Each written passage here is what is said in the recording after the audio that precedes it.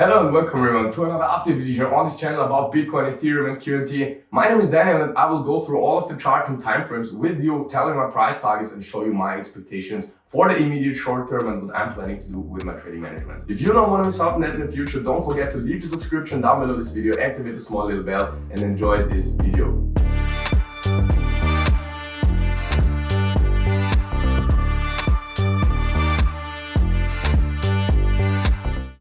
And we're starting here today straight on Ethereum 4-hour time frame. And as you can see, we already got a small impulse towards the downside.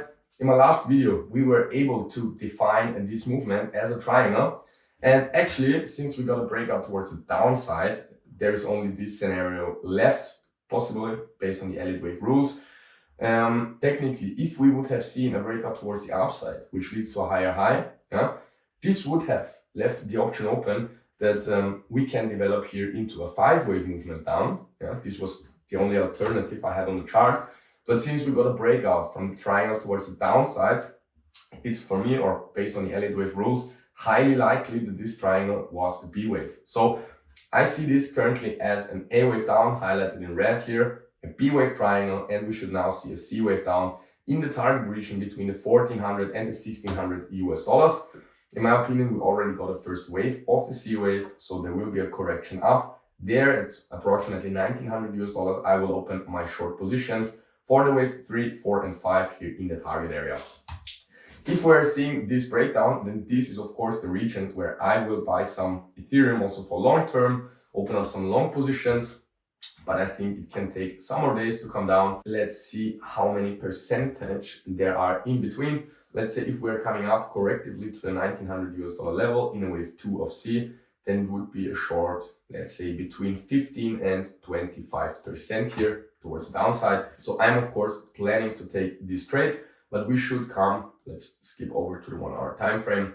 We should come correctively now up here towards the 1900 US dollar region, let's say, and then build the 3rd, 4th and 5th wave towards the downside. So let's now have a look at the Bitcoin US dollar chart as well. And there you can see I practically have the same opinion due to the fact that we got an impulse down there and a triangle move there. It's highly likely that this is an A-B setup. So there should now be a C wave towards the downside. Price target for the C wave is in between 25,800 and 23,300 US dollars. So in my opinion, this can also be a wave 1 of C. There will be a wave 2 of C, 3 of C, 4 of C, and 5 of C, which will bring us all the way down here to this target area.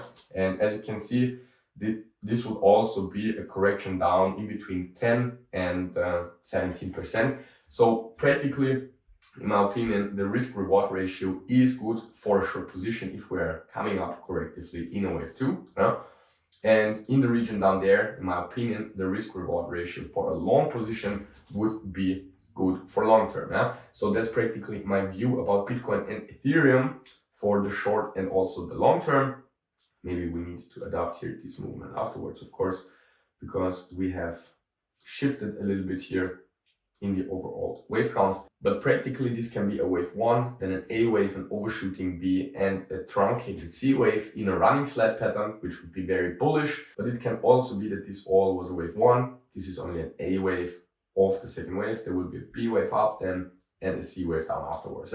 So that is the only alternative we really need to take into consideration on this daily or 4-hourly time frame. But on the 1-hour time frame, I'm clearly following here this 5-wave impulse down, and I expect a movement towards the upside afterwards. So that's basically for the immediate short term. And let's now have a look, last but not least, at the Q&T chart as well. And there you can see it's really playing out very nicely. What I have on the chart here since January. Actually, I'm really proud to have this scenario here on the chart since I think it was somewhere here, beginning of January. I told you we should move up here in this target area in a C wave of the B wave, which we did. We should get rejected, which we did. And we should move down in this target region between 80 and 95 US dollars in a C wave, in a 5-wave structure, which is also happening right now. This C wave should be a 5-wave structure. It can be an ending diagonal, and that is the reason why all of those waves can be corrective. So what my strong guess right now is that this was a wave 4 triangle. So that was the point where the wave 5 to the downside has started. And as you can see, we got an impulse, can be an A wave. we got a correction, it can be a B wave. So if there is now as well a C wave towards the downside unfolding, it can be the last dip for QNT before we rise towards the upside. And it would also match very perfectly with the Bitcoin and Ethereum wave count, because they are also right now in a last C wave, and I expect a push afterwards. So right now, that's a nice correlation between QNT and Bitcoin Ethereum. Actually, something like that we didn't see for a long time, because QNT, as you can see, practically it always played its own game. Yeah, it never really moved with Bitcoin and Ethereum. But if both of them, or all three of those coins, are coming down now in C wave, in my opinion, the chance is highly likely that from there the reversal on the whole crypto market can start. If you liked this video, if you enjoyed this content, smash up the like button, leave your thoughts down in the comment section, activate the small little bell so you will always get notified when I upload a new video for you on this channel. And I thank you very much for your support, guys. You're an incredible community, and I hope we will see each other in the next video here on this channel again. Ciao, ciao.